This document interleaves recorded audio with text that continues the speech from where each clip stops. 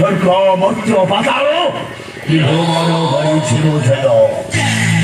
देव दानव मानव हरिको नमानई हेरे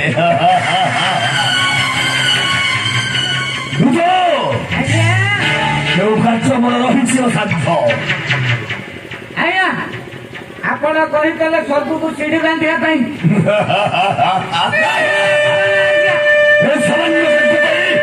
नुहे मुझे व्यस्त कौन करी बसे एकांत चित मारे कथा आपण कहीकले लुणा समुद्र को बदलाई राधि समुद्र रे परिणत करबा पई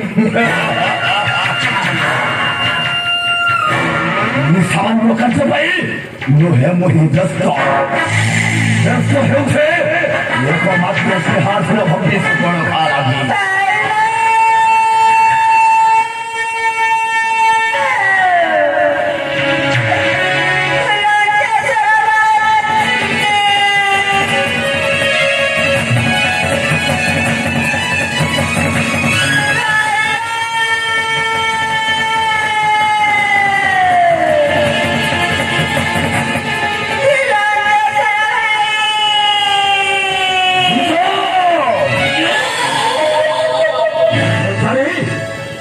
द्वारे किए भाई भाई बोली करू चित्कार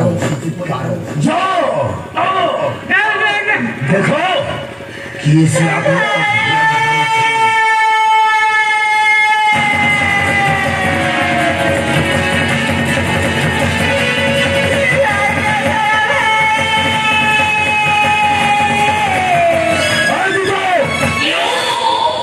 आज्ञा को पालन करिबो